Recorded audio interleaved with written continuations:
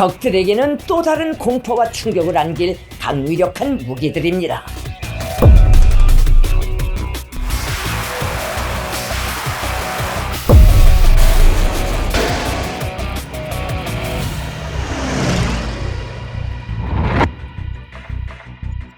북한의 무인기 전술에 말린 거잖아요. 농락을 당한 거죠. 서울 상공을 비행을 했다라는 것 자체로 정치적 목적을 가능성이 있다.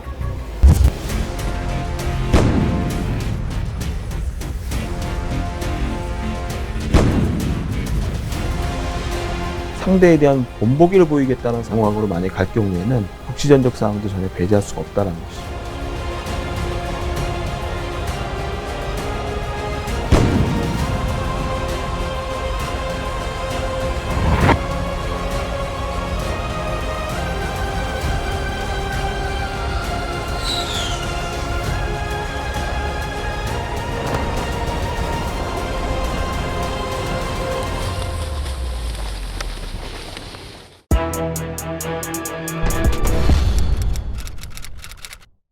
SBS 통일외교팀 정윤식입니다. 외교, 국방, 통일 뉴스의 핵심을 정밀 타격하듯 풀어드리는 벙커버스터입니다. 2022년의 마지막 날과 2023년의 첫째 날, 사람들이 한 해를 보내고 새해를 맞이하는 사이 북한은 똑같은 선택을 했습니다. 탄도미사일 3발을 동해로 쏘아올린 데 이어 새해 첫날 동이 트기도 전인 새벽 2시 50분쯤 미사일을 또 발사했습니다. 북한이 이렇게 연말연시에 연이어 미사일을 쏜 건 처음입니다. 남조선 전역을 사정권에 두고 전술 핵 탑재까지 가능한 것으로 하여 누군가는 북한이 늘 하던 대로 또 쐈네 생각하면서 넘겼을 수 있지만 상황이 좀 다릅니다. 이번에 쏜 방사포의 실물이라며 대대적으로 전시까지 했는데 김정은 총비서는 거친 발언을 쏟아냈습니다.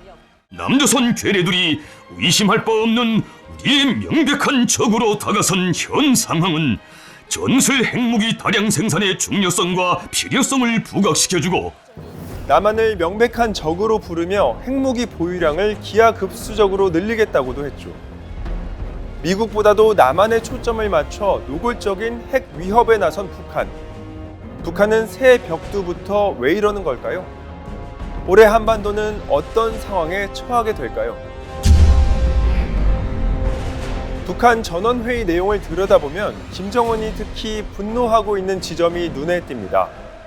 미국은 2022년에 들어와 각종 핵 타격 수단들을 남조선의 상시적인 배치 수준으로 자주 들이밀면서 남조선은 그 무슨 위협에 대처한다는 간판 밑에 적대적 군사 활동들을 활발히 하며 지난 문재인 정부와 지금의 윤석열 정부가 북한을 대하는 태도는 많이 다르죠. 현 정부가 한미동맹 강화를 강조하면서 항공모함 같은 미 전략 자산이 한반도 주변에 출몰하는 걸 김정은이 매우 못마땅하게 보고 있는 겁니다. 지난해에 새로운 정부가 출범하면서 북핵 공조를 굉장히 강화했고 중단되거나 축소됐던 한미연합훈련이 정상화되면서 대규모가 됐어요.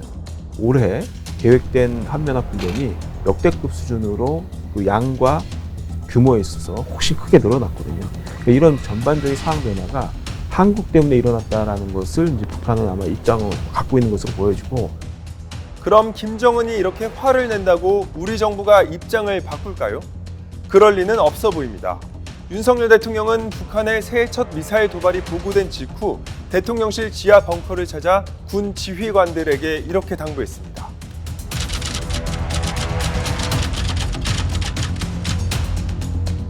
충돌도 마다하지 않겠다는 거죠.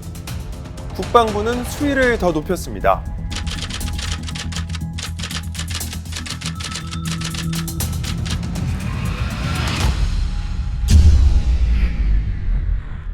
해가 바뀌었지만 남북 관계는 이렇듯 극한으로 얼어붙은 상태입니다.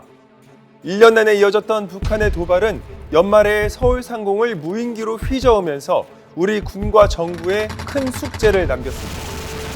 사실이 아닌 근거 없는 이야기에 대해서 강한 유감을 표명합니다. 언론 보도에 혼란을 초래한 것에 대해 유감스럽게 생각합니다.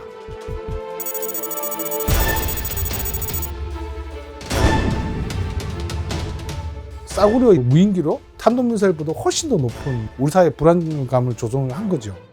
북한의 무인기 전술에 말린 거잖아요. 뭐 농락을 당한 거죠. 서에서 동으로 가로질러서 북한으로 복귀했다라는 점을 봤을 때는 이것은 서울 시민들에게 최대한 그 장면을 보여주려는 의도가 아니었나.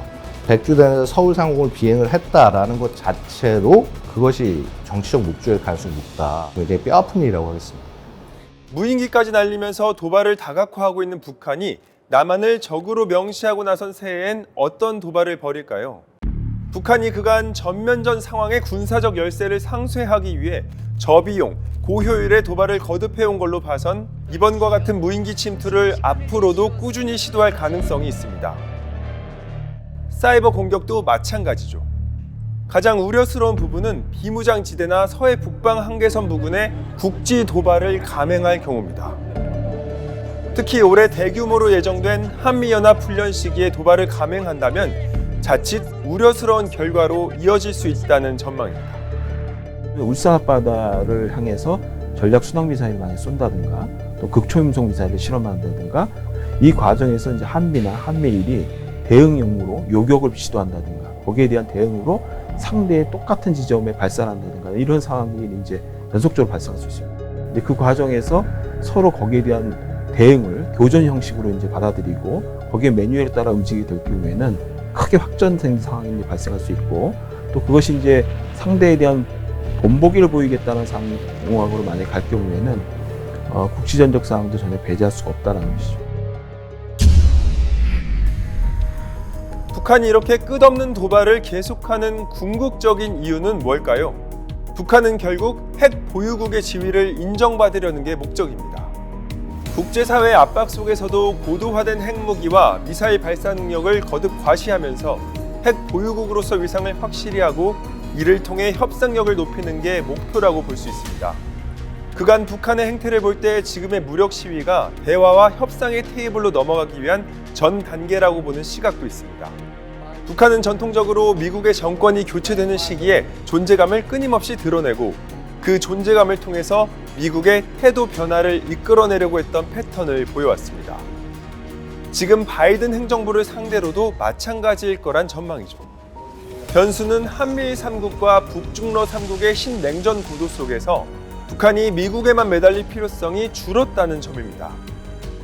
중국과 러시아가 유엔 제재도 막아주고 무역을 통해 경제적 숨통까지 트이게 해주는데 북한으로선 예전처럼 미국만 바라볼 이유가 없겠죠.